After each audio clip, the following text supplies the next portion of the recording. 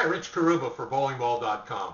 Let's talk about comparing Roto Grip Bowling Balls versus oil conditions. We get a lot of requests about how to match bowling balls to oil conditions. Everyone would like us to tell you personally in these videos what you should do individually, but it's not possible. So what we've done is placed a series of articles about bowling products, bowling balls specifically, into Bowlversity section of our website, and you can scroll through there, click on Bowlversity on the home page, find product articles, click on that, and it'll help you get a little more information about specific products. We try to be fair and unbiased to all manufacturers, but today on this particular article that we have posted called Roto Grip Bowling Balls versus Oil Conditions, I wanted this little video to also just give you my personal insight into what's in that article.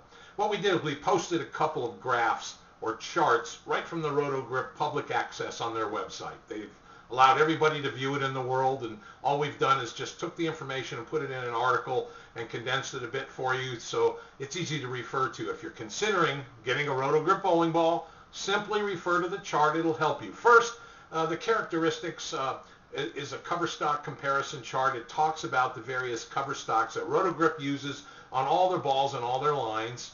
Insight, the hybrid, I think it's called cytoplasmic, ultravision, and so on. It's all itemized in a chart. All those cover stocks, and then it tells you the characteristics of what they do and what type of oil conditions typically those cover stocks match best to. Okay? And then if you scroll down a little further on the article, we've placed a second chart, which I think is very useful by Roto Grip for placing.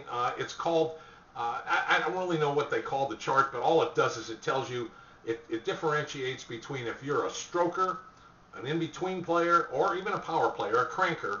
It gives you length and back-end reaction of these given bowling balls. All the balls in recent editions in their various lines of bowling balls, okay?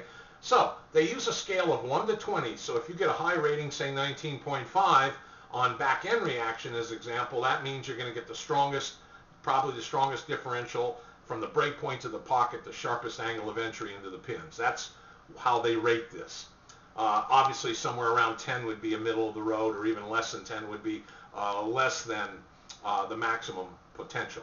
So a ball that's going to roll early to fight heavy oil is going to have a lower rating. And in the crown line, for example, I'll give you one example. It says the infinite theory. They say for a stroker the length potential is 8, and for the tweener and the cranker 7.5. All pretty close, which means that the ball is going to roll pretty quickly. It's going to help fight the heavy oil, so it probably has an aggressive cover stock. But the back end is a long one. The infinite theory is going to give you length. So a lot of length potential, probably with the RG combination, and also the differential of radius of gyration. All those factors that go into the construction of the ball is going to give you the back end reaction. Remember, length potential and hook potential, or back end reaction potential, are really the keys you need to think about when you choose your next bowling ball, Roto Grip or otherwise. So anyway, this chart will give you a breakdown of the crown line, the sword line, the shield line, and so on of Roto Grip products, and it's a very useful chart to refer to before you invest your money so you can make your equipment purchase. Now this combined data and these reference charts will certainly help you in that decision-making process, but keep in mind too that you can tweak the cover stocks of these bowling balls. You should be aware of that. Check with your pro shop operator. Hey, what the heck, we've even posted articles, I think it was on one other manufacturer recently, about different ways to resurface or restore cover stock to original factory finish. There are techniques that you can do with the high-speed ball spinners in the pro shops to change the surface slightly, to alter it to match to the lane conditions based on the way you bowl, based on your ball speed, your rev rate, your axis tilt, and based on the volume of oil that you encounter most frequently. Now, if that's not complete enough, we have one other thing that we'd like you to be aware of right on our website at bowlingball.com, perfect scale.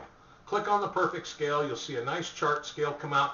Put your arrow right on it, on your cursor on the computer, right on any end of that arrow, heavy oil to light oil or dry, wherever. Click on it, and it'll give you a list of various recent bowling balls from all the manufacturers that you might choose from to match to that oil condition based on our own algorithms and our own rating system So our goal is simply to make it easy for you to compare products. So all this information is designed just for that end. So you to compare products. We hope this article has helped you in the decisions or understanding a little bit more about the Roto Grip line.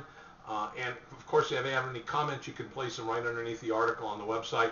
Ask questions, whatever you'd like, and we'll do our best to research and get back with you as quickly as possible. We hope this helps, and thank you.